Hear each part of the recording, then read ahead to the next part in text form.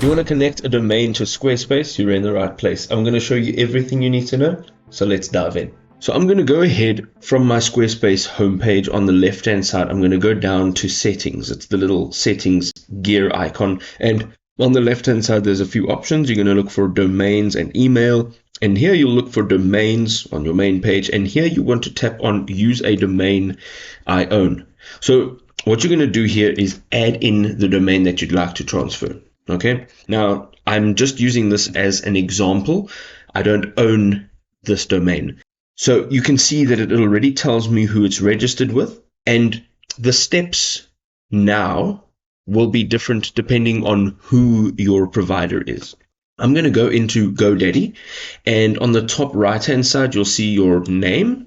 You're going to go down and look for My Products, or you can look for your domains on your homepage. It depends on how your page is set up. Now, once you're in here on the left-hand side, you're going to look for domains, and you are going to look down to the right-hand side. You'll see Manage DNS.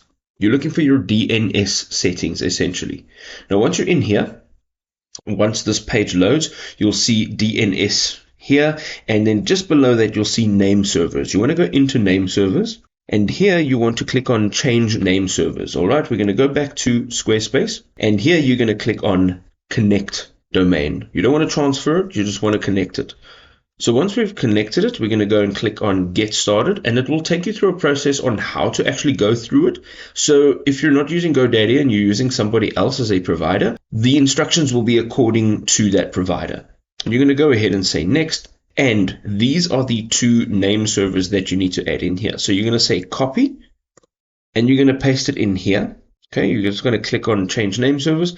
So the very first one, which is this one, you're going to go and copy it and just click on I'll use my own, add it in here, and then the second one over here, you can also just add it in over here. Once you're done, you're going to click on save, and you will now be connected to Squarespace with that specific domain.